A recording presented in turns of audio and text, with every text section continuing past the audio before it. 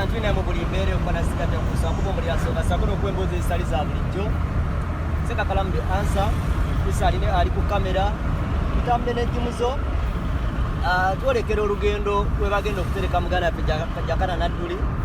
Personally simukolangako ku interview era mbadde simusembererangako naye ate nzikiriza omuntu aba content provider abadde webbanga nga wabaganda bange bannange abadde bakolako naye like Sofiga Uganda yenja musajja wafe Wamala n'abalala badde bagezaako okukwata bamukyanza online media Uganda Derek Mutesokola abangi nnyo abadde bagezaako okukwata bakolako naye era nga ba flashlight nga bagamba nti Jakana Nadduli yomu ku muntu abadde peaceful nnyo mu bulamu bwe era nga asobola okubuuza ekintu nagamba olina wowandiise ebintu ng'ebyo ebimu byandetera okukwata nga bindisitesinga ne Jakana Nadduli nemusemberera ebbali nga ndowooza ng'omuntu ow'olugezigezi mu ngeri emu oba endala.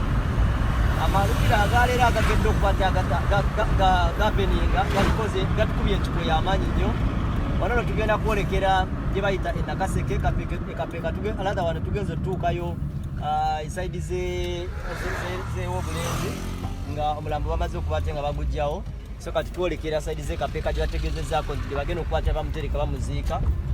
Bwe tubadde tufuluma ekibuga Luweero ebizindaalo oba w'Obulenzi ebizindaalo bibadde bigezaako okukwata nga biyita abantu butya bwe bayinza okukwata nga byegatta okugenda okuziika ku Jakana era nga sente zibadde wakati w'emirusu 8 amagenda n'amadde okuva mu Luweero of course alaza okuva mu Obulenzi okwolekera saidi z'Ekapeka ze bagenda okukwata bamutereka mpolampola.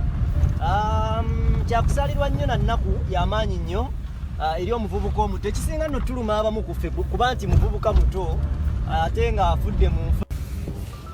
Eno omukulu gye bagezaako okuba nti batandise essala naye ng'amawulire tufunye nti omukulu Nakaseke yo baganya okuba nti bamutereeza mpolampola zikaife bagambye nti babadde bakolera postmortem reporting Nakaseke but unfortunately ebintu bisobodde okuba nti bichenjingamuko mpolampola so nolwekyo okuzika kubadde kwa ssaawa 10 naye embeera bwekyeganye ne bagikyusa paka so kati tubadde tuli mu prayers tugezaako okuba nti tutwala where they are preparing his last destination. And I think this is the place when Kapeke tugezaako okuba nti tukutwala wa embeera gye entana weri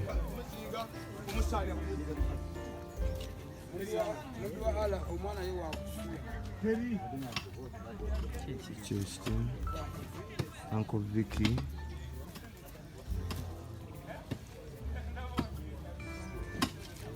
this is the last place.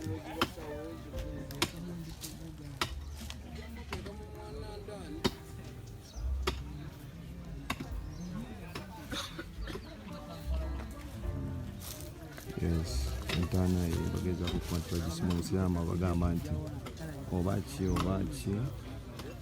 omukulu anaaba kuba nti wakuziikibwa nti tewali embeera bagenda maaso kuba nti bateekawo era ono bagenda okuba nti bamuteeka last destination. That's how things are moving so far.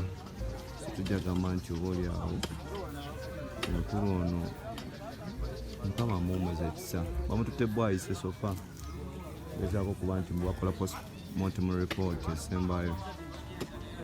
الجبار المتكبر سبحان الله عما يشركون هو الله الخالق البارئ المصور له أسماء الحسنى يسبح له ما في السماوات والأرض وهو العزيز الحكيم.